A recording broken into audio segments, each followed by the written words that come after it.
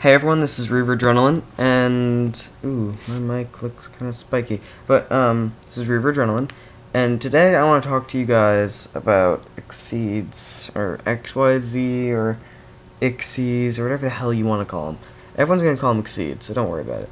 But earlier this year, Konami, it had been leaked that they were called Ikseez from looking at the Japanese show that was already up, but because the katakana for it was more similar to Ikseez than anything else, but they're called XYZ monsters. Like, that's what it says under them. A bunch of people are like, what the hell, why would you change to XYZ? The reason is it's supposed to be pronounced Ikseez, but it's just stupid. So I'm just calling them Ikseez, because everyone knows them like that, and no one else is going to change their mind about it, as far as I can tell. I mean, maybe in, like, regionals, people actually use the real name, but until then, it's just going to stay Ikseez.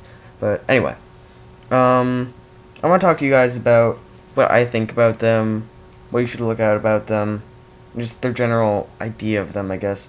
I mean, the reason Konami made them is because people are idiots. They made them because people like you and me would not read the description of a card and try and, I don't know, synchro Trish with a level 8 and a level 1, even though it clearly says 1 tuner and 2 non-tuners.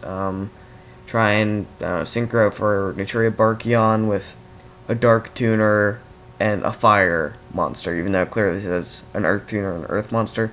But it's because people don't read. And Ikseez literally make it as easy as possible. 2 or 3 of 1 level monster. So it's like 2 or 3 level 2s, 2 or 3 level 3s. 2 or 3 level 4s, all the way up to level 8. But the problem with this is that they're going to be so easy to get out. It's that people, some people synchro summon, or not synchro summon, get like 3 level, I don't know, 3 level 4s out on one turn. And with a card like a Morphtronic deck, and then say you get, what's a good Morphtronic? Let's go with Borden. Say you get Borden. And then you do machine duplication. Then you're going to have 3 level 2s or level 3s. Don't remember what level he is. He may be a level 4. But then you're going to have 3 of them. So that's already a rank 3 Ikseez. Or rank 2 or 3. Another thing I'm going to get to is the rank system. Ikseez don't have levels. They have ranks. Which is, most people aren't going to realize that until they fuck it up. Because most people are going to look at the number of stars, and the stars are on the left side, by the way. If you didn't know that, they're supposed to be the complete opposite of synchro, so they're black, and they have the stars on the other side, and the stars are black and yellow instead of red and yellow, and they're just weird. But people aren't going to understand that they don't have levels, they have ranks. Like, 2 level 1s is going to make a rank 1. 2 level 2s is going to make a rank 2. 2 level 3s is going to make a rank 3. People looking at them are going to think of synchro summoning and think, oh, I have 2 level 2s, that means I get a rank 4. No, that's not how it works.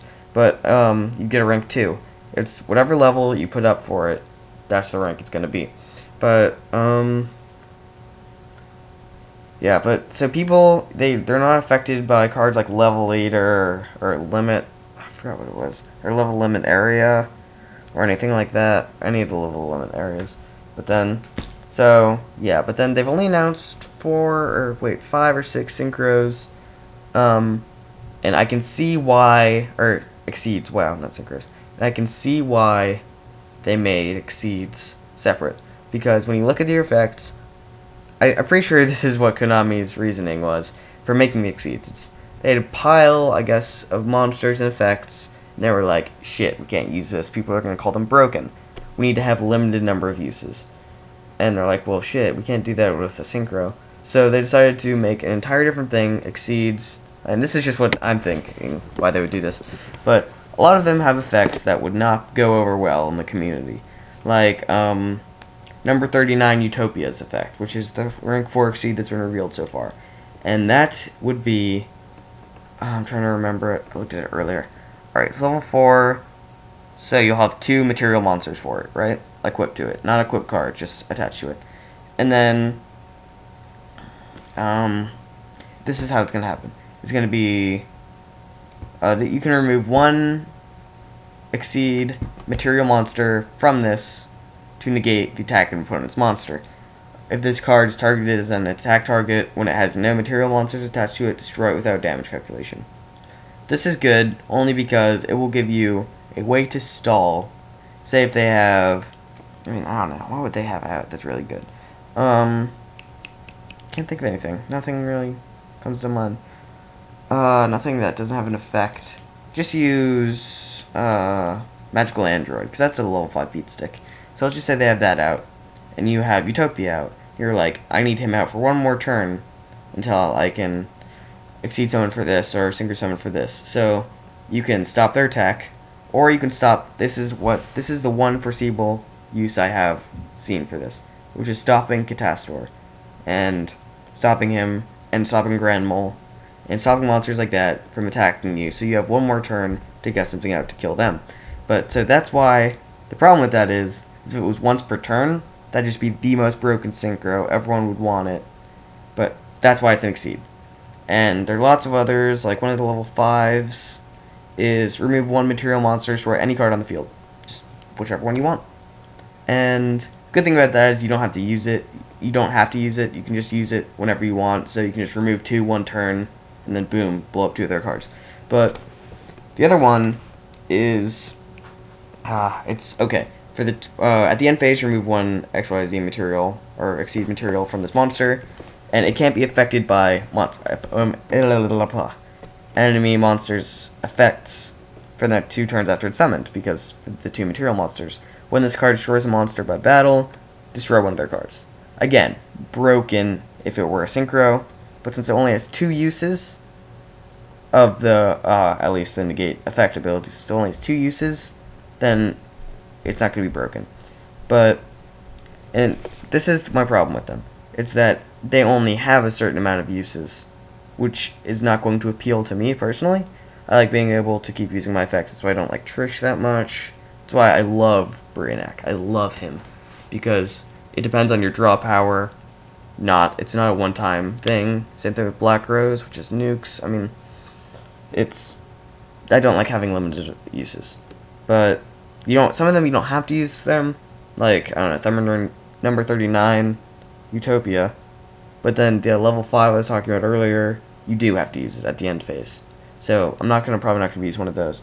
But they made them, yeah, I mean, they said, oh, hey, these will work with any deck, but now people are still going to make Exceed decks, find a way to get out 3 Exceeds on the first turn.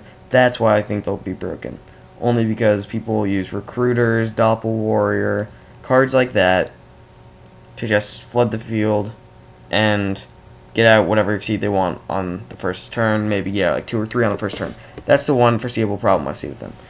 The other foreseeable problem, or not the other foreseeable problem, what was I going to say? Okay, the other foreseeable problem, I was right before, is that people, they don't go to the graveyard when you kill them. They attach to the card. Kind of like an equip card, but not in the spell trap. They just attach to it. Like, you stack them under the card. And people, at first, aren't going to realize that they don't go to the graveyard. They can send them to the graveyard, try and use Reborn Tengu's effect, try and use Dandelion's effect, try and use all these other cards' effects, like Sangan, cards like that. And that's not how it works. They stay on the field until they're removed from it, then their effects trigger. Which, again, I see that could be good, because you could have, say, a level 2 tuner, you want to get rid of your Reborn Tengu, use your Exceed's effect, goes to the graveyard, get another one, level 6, say you want Brio. Then you'll have Brainiac, and that's another good thing, is that it lets you strategically send recruiters to the graveyard. When you need them, you can send them if it's attached to an Exceed. But, so yeah, that's what...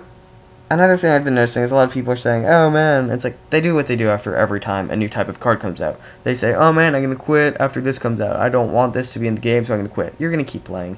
If you really wanted to quit, you would quit when Synchros came out. Because when Synchros came out, everyone was like, oh man, these are going to be broken, you get them out so easily. And now everyone has Synchros, and it's not a problem anymore. That's what I think Exceeds are going to turn into. They're going to start out a little iffy, and people are going to get used to them, people are going to start using them, better Exceeds are going to come out, and that's how it's going to work. But that's just my opinion on them. That's both sides of the argument, I guess. But, yeah, so rate, subscribe, comment, and this is Reaver'Adrenaline signing off, and I'll see you guys next time.